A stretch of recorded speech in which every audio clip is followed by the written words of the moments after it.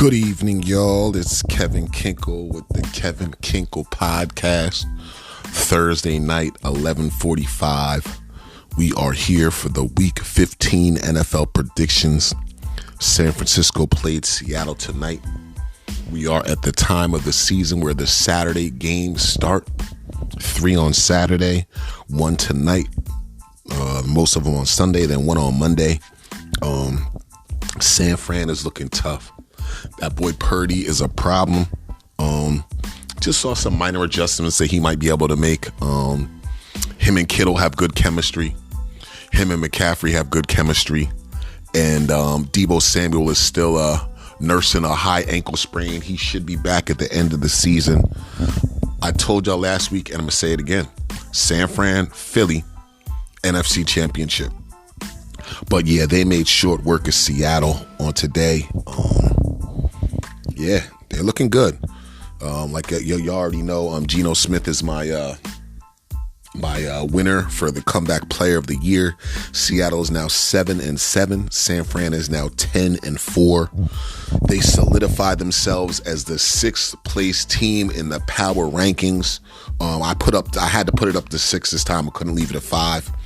But the 6 teams in the power rankings are a pretty good nucleus. After we get to the picks that we're picking, we'll get to the power rankings. Me and my father are tied back up 90-90. We have so far 3 differences. We might have 4. He has to decide who he wants over the Carolina-Pittsburgh game, but let's get into it from the rip. We both picked San Francisco for tonight. They got the victory as we expected. Minnesota versus Indiana. Minnesota's 10-3. They're number 5 in my power rankings versus Indy. We both have Minnesota. Baltimore versus Cleveland. As long as Lamar Jackson is starting quarterback, we both have Baltimore. Baltimore's 9-4. Cleveland is 5-8. Cleveland has Deshaun Watson back finally. He's getting acclimated with the offense. They're not in playoff contention, but he does want to get some experience at Cleveland at the quarterback position.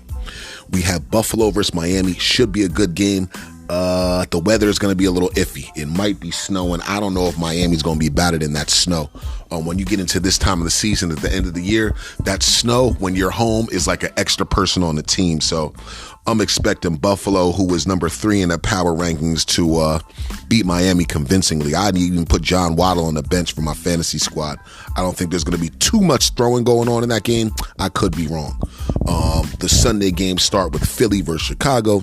Philly sporting the best record of the league at 12-1 versus Chicago, who is 3-10.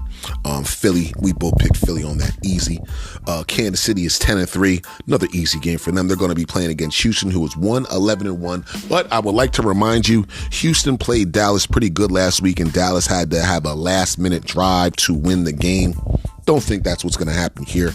We have Pat Mahomes, who's an MVP candidate, who he's going to make short work of Houston. We have the New Orleans Saints versus Atlanta. We both picked New Orleans. It's going to be a good game. New Orleans is 4-9. Atlanta's 5-8. A battle of 2 subpar teams who will not be making the playoffs, but it should be an interesting game. Then we have Detroit versus the Jets. I've been talking about Detroit all year and how their record does not really say how good their team is. They're starting to switch things around. They are 6-7. They upset Minnesota last week. They're 6-7. The Jets are 7-6. Detroit is in playoff contention. However, I'm picking the Jets. My father's going with Detroit. I think I might have picked with my heart instead of my head.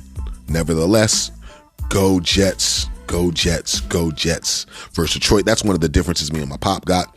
Carolina versus Pittsburgh. I got Carolina. My father did not pick that one yet. They're both 5-8, both out of playoff contention. But they do have young boys on the team that got something to play for and something to prove. This is the NFL. There's no free games. There's no free weeks. Next, we have Dallas versus Jacksonville. Jacksonville's young boy quarterback is doing his thing, so you never know what could happen. Last week, Dallas was supposed to blow out Houston, and it was a close game, so I'm not counting Jacksonville out of it, but us both picked Dallas at 10-3. Las Vegas versus New England. Vegas is 5-8, having a bad year. Everybody expected them to be a little bit better versus New England, who's 7-6. And it's crazy that New England or Jets at 7-6 are in the last place in their division. So we're expecting New England to get a victory. We both picked New England. Denver versus Arizona. Russell Wilson versus Arizona. We're both picking Russell Wilson. Both these quarterbacks have had a subpar year. Kyler Murray for Arizona. I guess it's pretty much a toss-up. I think Denver was favored by a little bit. We both picked Denver. Arizona's going through a lot of chemistry problems with their players. They have pretty decent players, but they just haven't been able to get it together. They went 7-0 last year, and they went on a crazy losing skid since that. They're only 4-9. We don't expect to see too much from them. Cincinnati versus Tampa Bay. Joe Burrow versus Tom Brady. Joe Burrow is about to do his thing and show you that there's a new sheriff in town. Joe Burrow is a quarterback that's on the come up. Last year, I believe it was his second year in the league. He made it to the Super Bowl. They started a little wishy-washy this year, but as soon as he put his foot on the gas pedal, he's been rocking. So I'm expecting Joe Burrow to beat Tom Brady and the Tampa Bay Buccaneers. We both picked Cincy. The Chargers versus Tennessee should be a good game. I didn't like Tennessee the last outing I saw them. They have the same record of 7-6 and 7-6. I think the Chargers are more powerful, and so is my father. We're both picking the Chargers, but that should be a good game. Washington versus the Giants. They both have the same record, 7-5-1. Washington is favored. This might be another situation where I'm going with the home team. I'm going with my heart. I'm picking the Giants. My pop's picking Washington. I like Saquon Barkley. Quarterbacks, but I'm a local guy, so I'm still going for the local squad. And then the Monday night game is the Green Bay Packers versus the LA Rams. I'm riding the LA Rams bandwagon from last week. They put their quarterback back there who just got kicked off to Carolina and went straight to the Rams, and they got the victory at the end. So I'm going with them. Over Green Bay. My dad's going with A-Rod. This should be a good game. Baker Mayfield versus Aaron Rodgers at the quarterback position. And those are the games for this week. Me and my father have 3 differences, maybe 4, depending upon the Carolina versus Pittsburgh game. And for the power rankings, I got Philly at number 1 at 12-1. Kansas City at number 2 at 10-3. Buffalo at number 3 at 10-3. Dallas at number 4 at 10-3.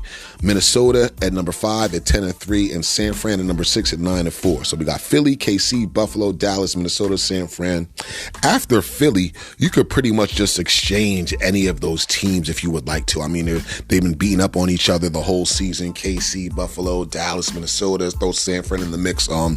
It's going to get close during playoff time. And then we still have Cincinnati, who is 9-4. It's playoff time. So this is what it is. This is what we live for. The season's coming close to the end. You got Baltimore, who's at 9-4. Miami's at 8-5. And that's about it, man. That's a Kevin Kinckle podcast. That's week 15, the NFL roundup. And we will be talking to you on Monday or Tuesday night, talking about what happened with these games.